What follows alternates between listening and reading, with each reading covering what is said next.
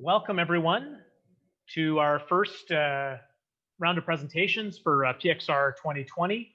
We want to thank the support of the Canada Council for the Arts Digital Strategy Fund. We'd like to acknowledge that this event's been organized primarily on the traditional, ancestral, and unceded territory of the Coast Salish peoples, including the Squamish, Tsleil-Waututh, and Musqueam nations. And we are here today to see Shocap and Les Doigts collaborative project live in Virtual Circus. This is a live stream demonstration, Digital Circus, incredibly excited for this.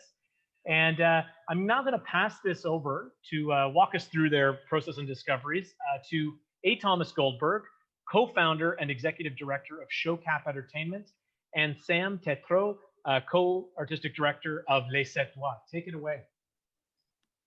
Good afternoon, everybody. And I'm Athomas Goldberg. I am the co-executive director of Shocap Entertainment, along with Brett Einesen, who is on the call. Normally, I don't do Zoom calls with my mask on, but we are here today at Animatrix Mocap Studio because we're going to share with you a little something we put together this week and to show off some of the work we've been doing in integrating real-time motion capture and rendering for live performance. A little bit about Shocap. Shocap itself was started earlier this year, but it was founded, sort of co-founded by myself and my company Lifelike and Believable Animation Design. And I've been working in animation primarily in games and virtual reality for the last 25 years, but I got my start in theater as a designer in New York back in the late 80s, early 90s. And so it's been a dream of mine throughout my career in computer graphics to eventually be able to sort of come back and bring together sort of my love of both of computer animation with my love for live performance. And so over the last few years, we finally gotten to the point with computer graphics technologies, with XR technologies, where we can really start to create things that become a little bit more than tech demos, where we can actually express different aesthetics and different sort of more kind of emotional and kind of human ideas through the combination of live performance and computer graphics. And then our co-founders was Brett Einesen of Animatrix Film Design, and we're currently in Animatrix Mocap Studios here in Burnaby. And if I can, or if we can spotlight the stage. And I'm here with Cameron Fraser, wave, Sidonia Adamson, and Kasha Kanaka. 3 local circus performers based here in Vancouver, along with Sam Tétreault. We can spotlight Sam. Is you spotlight Sam? Okay, hello. I'm here. Les Doigts, who's based in Montreal, and so this has been a really sort of fun experiment for all of us in kind of working collaboratively in real time across across the continent. So I'll let Sam talk a little bit as well. Yes, well, hello everyone. I have to say it's really exciting to be presenting you this little piece today. The idea behind the LiViCi project that we are developing together with Athomas and Shocap and the 7 Fingers is to combine the creative work that we do with Les Doigts de la Main with 7 Fingers. We operate as a collective of artistic directors and using this contemporary circus arts as a artistic language to express human stories that are touching, engaging, and hopefully pertinent. And the idea with LiViCi is to create a show. It's a long-term project for in a year and a half or so, where we would have a show that is both experienced live by in-venue audiences and live by online participants. And strangely, we started working on this already 6 months ago before the pandemic, but I think now that the pandemic is really showing us that we are all connected in the world, that things happen in one part of the world have an impact in other parts of the world. We are all in the same room together. So these technologies and this possibility to reach a worldwide audience eventually with a live performance, that's very exciting. So this is still really a very fresh prototype. We've just worked 2 days. I hope everything goes well technically. Just a quick word on the visuals and the digital assets that you will see. They are all off the shelves avatars and assets. So they're a bit overly stereotyped. Forgive us for that. We can talk more about the technical aspect of it, but at least it's to give you an idea of this cross reality performance. So if everyone is ready in the studio, hey Thomas, you let me know if we're good to go, if the performers are good to go. We'll have a first taste of that. Yeah, so before we get started, we've just pasted a link to a YouTube stream. We often find that streaming video over YouTube provides some better quality. So if people, have the ability to do so, you might want to click on that link that's in the chat, and we'll give you all a minute to do that. And that'll take you over to the live stream. We will continue to stream this over Zoom as well, but you'll just get better frame rate and performance from the YouTube stream. So we'll give people a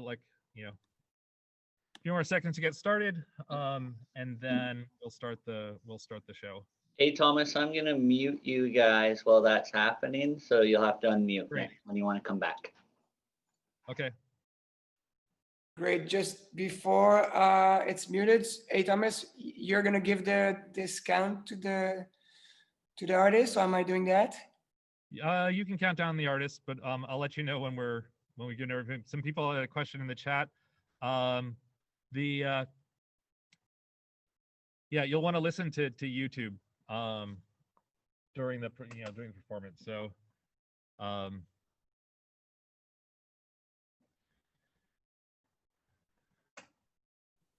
right, and so I'm gonna assume that everyone has had a chance to do that,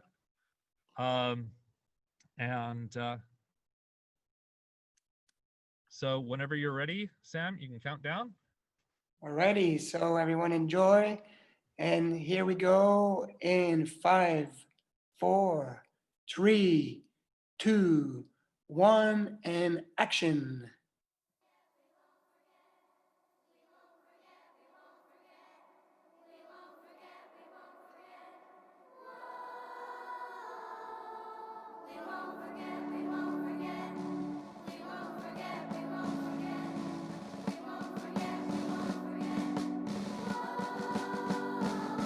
Remember how we forgot? Remember how no one ever really died in the wars we fought? 'Cause each gunshot came from our fingertips, and we never really kept them loaded just in case. 'Cause each enemy was a friend, and none of it was about oil, religion, or land, it was all just pretend. Remember how we used to bend reality, like we were circus strongmen, like our imaginations were in shape then, like we were all ninjas trained in the deadly art of did not. Like I totally got you. Did not. Remember how we forgot?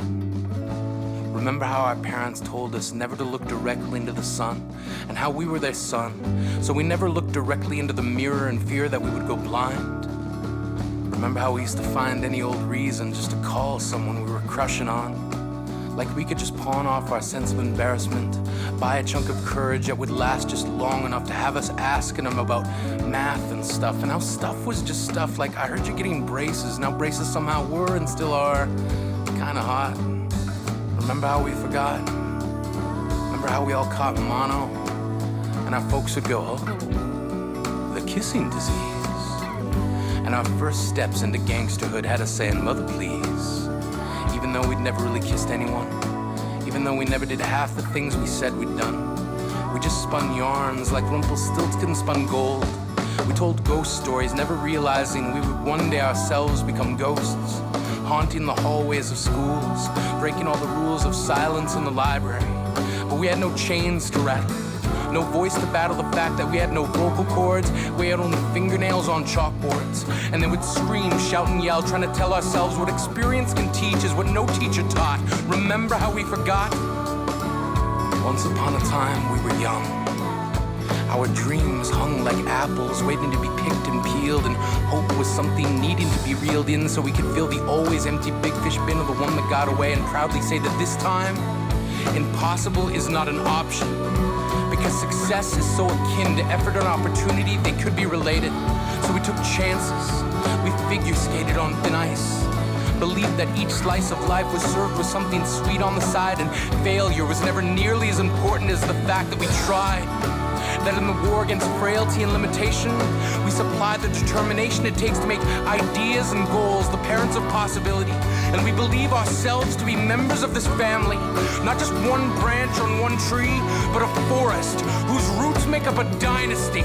So when I call you sis or bro, it's not lightly. And when I ask you to remember, it's because the future isn't what it used to be. So remember now. Pay tribute to every sacrifice laid upon the altar of somehow, for all the times somehow we overcame, somehow we pushed on, somehow we've gone the distance, and in going there we possess the freedom to map the uncharted lands of any and everywhere. We are unbound, 6 feet above the underground where we will all one day rest. So until then, test the limits, test the boundaries and borders. As if the headquarters of potential lay just beyond the world's edge, let the belief that hope belongs to us all be the pledge you take to make the unachievable as inconceivable as the false fact that we were never here. We were here, and our memories are as dear to us as every slow motion moment to held breath. So remember every instant before death, every first kiss, first dance, near miss, last chance, yes, no, maybe so. Let us go the distance once more. Let us remember all the moments that were and were not. Like the point is something we can get, and what we can get is what we got. Because all we have are the times between the moments we connect each dot. So live and remember. Burn like an ember, capable of starting fires. Like each moment inspires the next.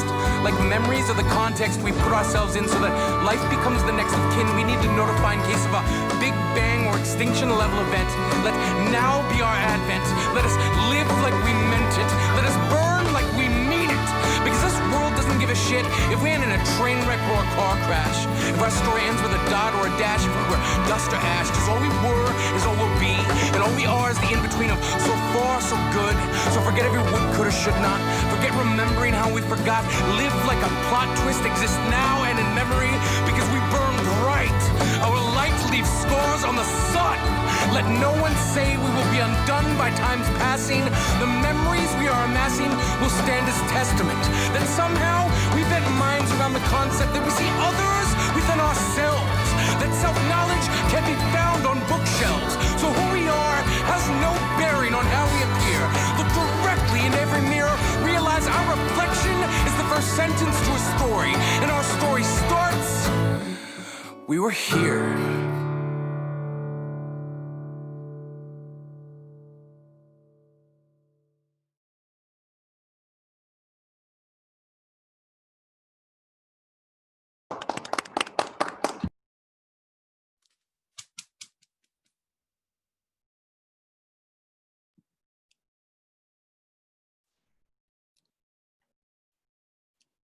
All right. Thank you. Yay. This is great.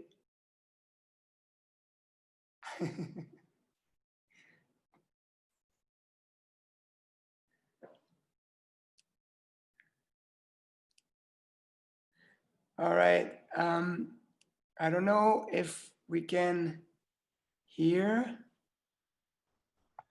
but I don't have any sound of the people in the room. Oh, we were all just still muted. We can hear you. Okay, great.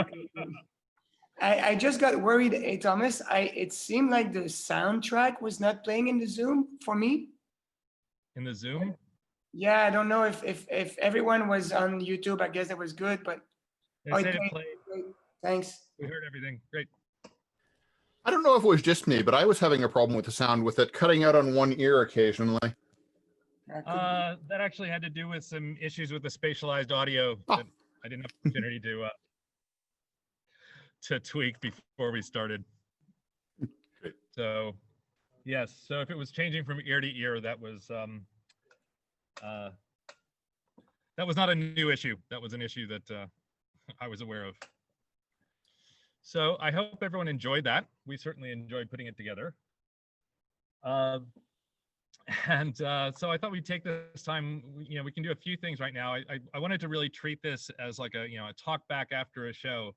So, there's some things that I'd like to talk about in terms of the, the technical aspects of this, and Sam's going to talk a little bit about the creative stuff. But we're really hoping that, to make this more of a discussion, an opportunity for people to ask questions. We've got the performers here, so we can see them, we can take a look at them both in their, in the studio, and then also, in their, sort of virtual versions of themselves. And yeah, so at this point, maybe I'll let Sam talk a little bit first. Well, no, I have to say that Talk about the process of putting together the piece from your perspective, and then we can kind of, before we like open up the hood and start talking about kind of what was underneath. And then yes, we'll well, we'll I open can questions. that sounds good, Athomas, thanks. And we for sure keep some time for questions, but maybe to get us started on the creative side of things, I feel like we are really, opening a new horizon in terms of live performance by combining it to the virtual reality. And the idea is to really have, for me to see how we can use these technological, amazing effects, to treat them with the real-time motion capture, and to create an experience that is engaging both for the audience in venue, in a theater, and the audience, the virtual audience or the online participants. So now you've seen mostly the virtual online experience, but as you could notice, there was always in the main scenes, except for the first one, because for some reason the live video feed didn't appear. So we were missing that. But in the moment where you had the girl on the ring, there was in the smoke a live video camera filming the action in the studio, which eventually would be the action on the stage in a venue, being projected virtually into that virtual world. And the same thing for the handstand and contortion act. You had a view of the live action on stage.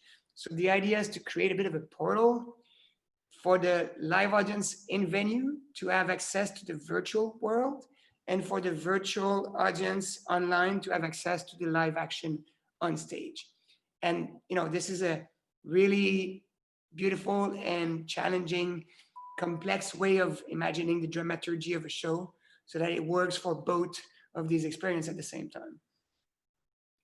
Then, of course, all the technical aspects, it's all like prototyping levels. There's Athomas and the Shocap team have been developing a prototype of a kind of in show business, we have a software that's called QLab, which you can use to cue video and sound and light cues.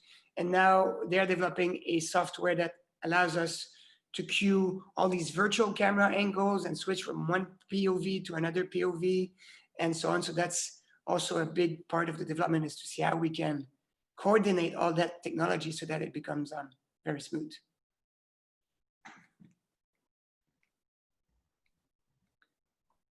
Hey, Thomas, I don't know if you have anything that you want to add on this, or if you want to show a little bit how we're switching when we talk about these POVs and when we talk about these live feeds. So if we can, maybe we could show examples. I'm just going to add this display over here.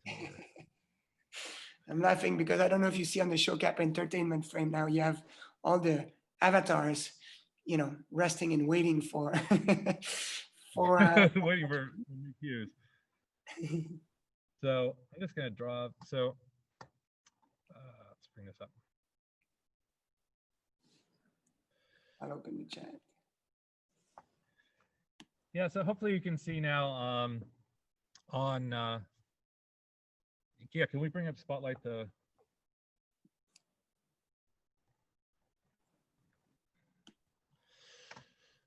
so we're in the process, as Sam was saying, of developing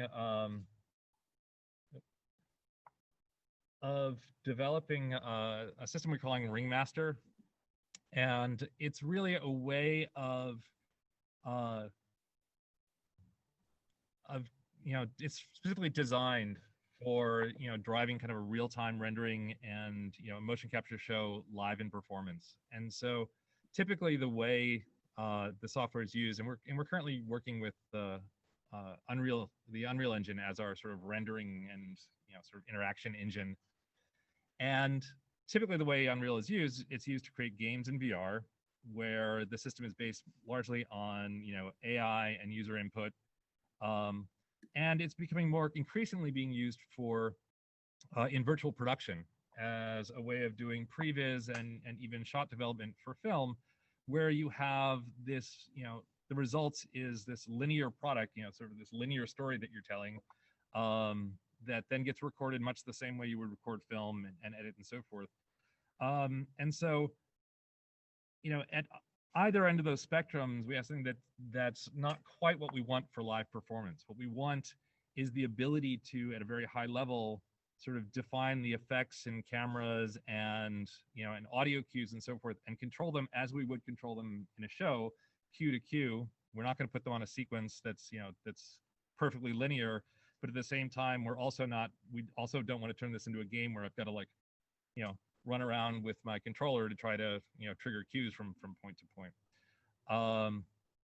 And so that's really been the focus of this work, is making it very quick and easy for us to grab any element in the scene and drop that into a cue, whether it's a lights or sound or effects, and trigger events and control parameters on those things, on those elements throughout the show. And then we can drive those sort of by hand. So I can go and I can pick any one of these cues, and in this case sort of change the cameras.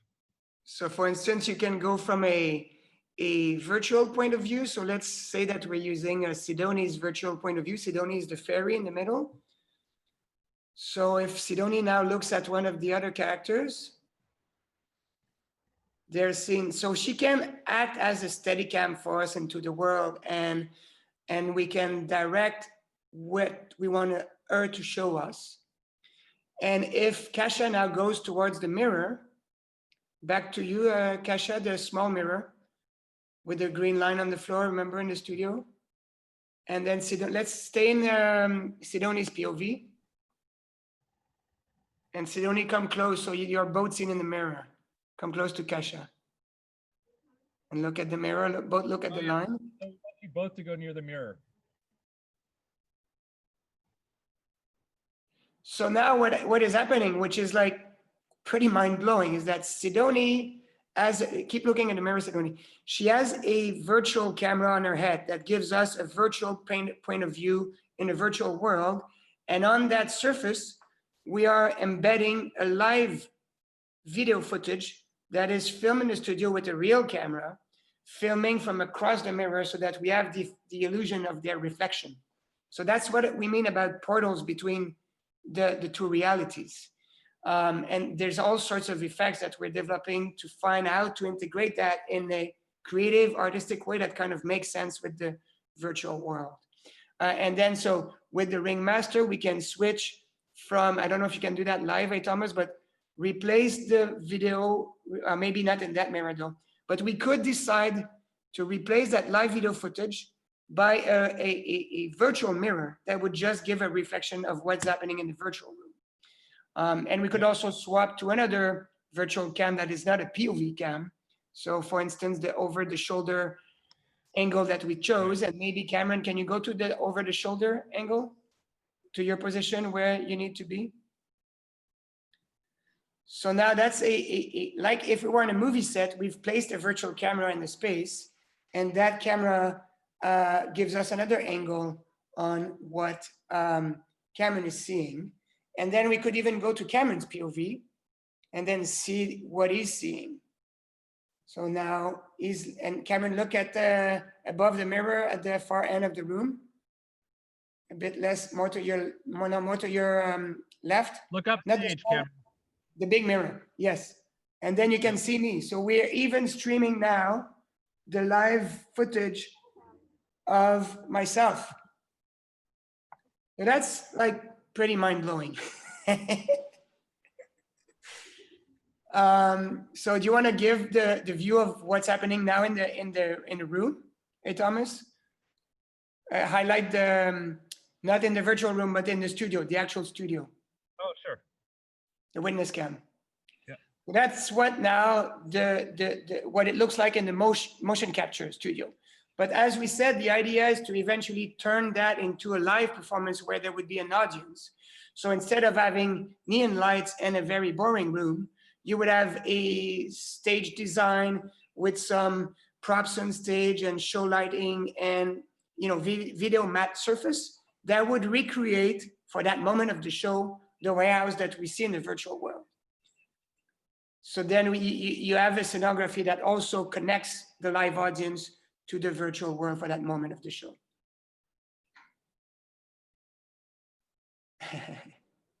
So Sam, actually, yeah, and someone else had a question about the use in a live performance. Maybe this would be a good time for me to sort of just show that highlights video from January. Okay.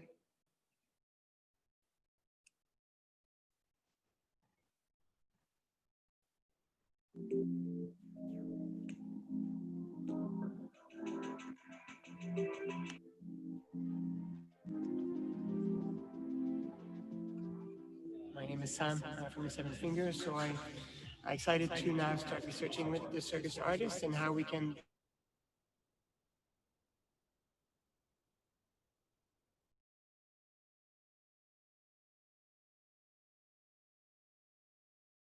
with new storytelling tools. So yeah, it's very exciting. This space is amazing.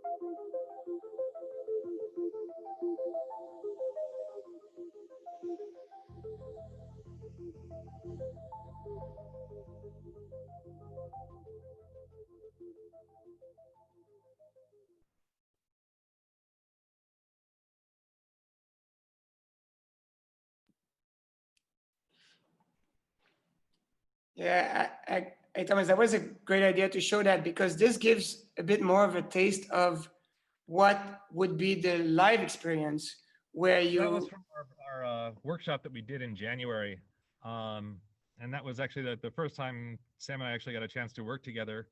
And it was another, much like what we did this week. It was a very sort of improvisational workshop where, at that time, a lot of what you saw there were things that were ideas that we would come up with in the morning. We'd spend lunchtime sort of pulling things together, and then we would rehearse and shoot things in the afternoon. Someone, Thomas, was asking about the constructing of the virtual world. And so, hopefully that'll give you a little bit more of a sense of how these, the combination of live performance and projection might be used on stage. One of the things that we discovered really in January was, how very powerful it was to be able to sort of see the performer on stage and then to see sort of their avatar's point of view projected and it was this, for us, it's really a way of exploring kind of, I always talk about sort of this internal and external, this internal external world where what we see on stage, are the characters and the environments that exist kind of in the real world, and then we're able to use this projection as a way of kind of revealing, as through the performance, the sort of internal state of the characters and sort of the underlying kind of emotional story that that ties in with what's being played on stage. And often the most interesting things we do are when we create kind of contrasts, where what happens on what the performers are doing on stage actually is not a mirror necessarily of what's happening on the screen, but actually provides from another layer of meaning. So we've got some questions in the chat that I want to make sure we get to. Hey, Thomas, can you hear me? Because I think I'm muted. There was a couple of questions about the delay. Oh, I think that Brett managed to answer that. But I think what we saw in the in the performance and in the projection, everything you saw was real time. And so there is a few frames of delay between the performance and what's and what we see projected, but generally there are things we do to kind of keep that to to a minimum. Can you hear me now? And, so there's a question for the performers. Sort of, how does this feel for them versus performing without the tech?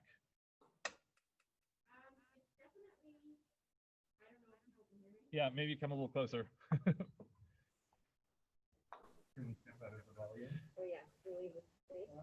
Yeah, it's fine. Another layer to process when you're building an act. Because then they can still see on that. So I think for me, in a rehearsal setting, it feels more different than actually on stage. In the performance, you know what you have to do, you know where you're supposed to be. I think Athomas's job is way harder than mine at that point. Stage view. So yeah, for me, I think the biggest difference is when we're in creation and rehearsal and figuring out how to move as a camera or as a fairy, and then learning your virtual world as well as the one you're going to be actually physically navigating is another layer that we're not used to processing. But once it's in performance, it feels, it's like a show. It's very similar to performing in the round, but instead of your audience being everywhere, your references are everywhere. Like, I don't know if you can see at the back of the room, there's a giant TV. At the front of the room, there's a giant TV.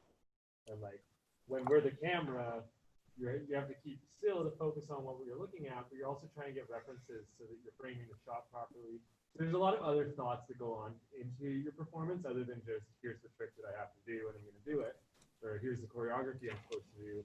But you're also managing camera angles and shot lines and sight lines, and it's an exciting process, but it's certainly different. So before we get to, because we're coming up on 10 minutes, and there's a few people I need to kind of thank before we finish here. First, I wanted to thank the music, and the poem that you heard during the performance was a poem called "Remember How We Forgot" by Shane Koizan, and who was kind enough to give us permission to use the poem as part of the piece. We felt that it really fit well with what we were trying to do, and this whole idea I sort of envisioned the space that we created as being this kind of warehouse of like forgotten childhood memories. And I'm gonna just bring us back to the world again, and I'll leave these guys up. But and so the idea was, just really kind of filled the space with, with toys and posters of old movies. And what's pretty impressive as well is that all of these assets were artifacts from available just off the shelf from. And other sort of childhood elements, the retro projector and the video, and then we sort of envisioned it, having existing inside this archipelago of dreams, which was built by Emily Chu, who's one of our environment artists, or our environment artists who worked on this, who did an amazing job. I like how, like, even from this distance, we can still see them moving around inside the space. And that's one of the really cool things about, creating in this way, is that we can create these stages that are, infinitely large, and yet, also create these sort of really kind of intimate environments, in which to tell the stories. I also had a little here's my, oops, let's slow that down a little bit. So my Alfred Hitchcock insertion into the space. Yeah. I was watching the whole time. A few other people we want to thank. The work we're doing on LiViCi has been made possible through a very generous grant from Epic Games through their Epic Mega Grant program, as well as financing from the Canada Media Fund and Creative BC, which helped sort of to fund the work we're doing here and our ongoing work on the longer term project. So just want to make sure not to leave that out. And at this point, I just want to see if there's any more questions. Hey, Thomas, can you hear me? Yes. Can you hear me? There's a great. Can you hear me, Thomas? There's a great. Sorry. I can hear you. We can. Okay. Yeah, we can hear you. Great, Yeah. great. There's a great question here. Where can independent artists or smaller companies connect with, a company like Shocap? Where could a partnership like this start for another company? Oh yeah, so you can find out more information about us at shocap.com, and very much the our kind of reason for being and creating this was to kind of open up the possibilities for live performance, and really it's very much a partnership model, and so LiViCi we're doing currently in partnership with Les Doigts, but we've also got some other things in the works around music and other types of performance, and are certainly looking to for opportunities and people who are interested in this space, who want to explore what's possible here. And then in addition to that, the tools are probably at a little bit of an early stage to make publicly available right now, but our plan over the longer term is to make the Ringmaster tools available at some level, in an open source manner at some level, with probably a supported version kind of beyond that. But the goal really is to foster this kind of creativity and creation in the performance community, and to do it in a way that doesn't limit this to only sort of big budget projects, to really make this accessible to the to sort of smaller sort of theater makers.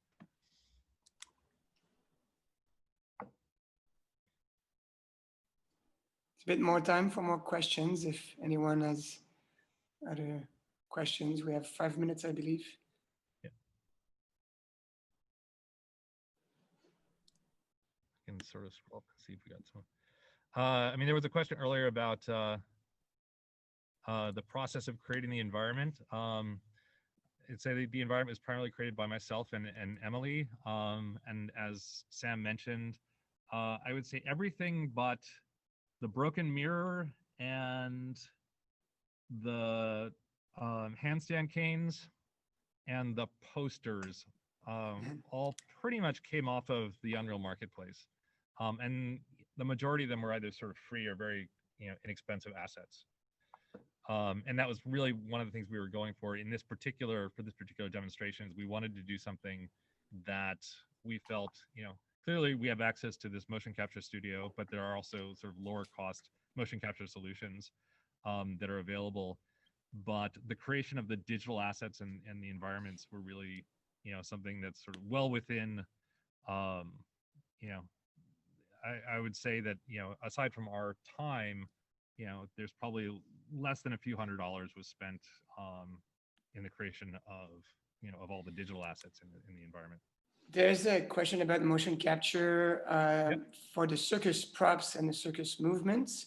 And this is something that is ongoing because right now the motion capture is the traditional mocap for movies with the reflective gray balls. Of course, some circus disciplines are harder on on markers than other. So it's a bit of a process of seeing how we can do that. But Athomas, maybe you can talk about how it's been done for the props themselves to be like the aerial ring, and we did the steer wheel. You did some juggling equipment as well before. Yeah. So the system that we're using here at Animatrix it's a software called Giant. It was developed for Avatar and Lord of the Rings. And the cameras, for those who are interested, are from Optitrack. And yeah, one of the great things about the Giant software is it really does, sort of known for having an extremely stable real-time solve, which was so critical for us. If we had, if the character's limbs were sort of popping around and bending backwards and doing, things like that, which are, fairly common in, in sort of lower end solutions,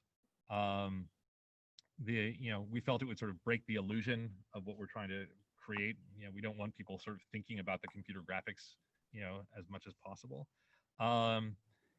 And the same system is used for tracking the props, like the hoop and the staff. And the plan is that eventually we find a way to create costumes that look like stage costumes for whatever characters we are putting on stage, and that the markers will be more subtly integrated in the costumes, potentially with dynamic markers, infrared markers. Yeah, so exactly. So right now we're using their retroreflective markers.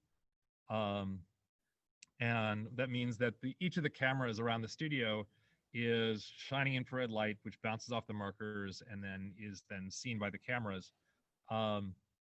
Ultimately, we also have the ability to use infrared markers, which are sort of invisible light infrared that that we can sew kind of into the costumes themselves, so that they aren't visible, and the costumes at that point can really be anything that we design. In addition, and we can do the same thing for the props. And we're right now in the process of building a set of custom-made juggling props, juggling balls and clubs and rings that have embedded in them the infrared markers, so that we can sort of more easily juggle things. We've done juggling in the past, but the trick there with the retroreflective markers, you can see they all they're little balls that extend off your body. And for juggling props, that becomes a really big challenge, because as you start to modify the profile of the prop, you're changing how how it can be handled. And so for what we've done in the past, we've actually had to do quite a bit of work to ensure that the markers are don't interfere with the ability for the prop to be manipulated. And so, as I said, what we're doing now is developing props that actually have infrared markers embedded in them, so the profile of the prop is actually identical to the traditional juggling prop. And we are at 2 o'clock. Yeah. So just want to thank everybody for joining us. And we want to thank you, Athomas and Doigts and Shocap, for this incredible demonstration. My jaw was dislocated for most of it. I was completely in awe of the work that you're doing, and it's so exciting. And I really think, like, I don't know, I've done a bit of virtual production stuff, and just this is something that I think using tools like Unreal Engine, a lot is possible even at an entry level to people if you're willing to kind of dive in. So thanks for whetting our appetite and showing us what's possible. And now I'd love everyone to take a break because you've been jumping from VR headsets to Zoom. Take a 15-minute break. We're back in alt space with a presentation from Dan Miller from Unity, which I strongly recommend you check out. Thank you, everyone. Great. Thanks.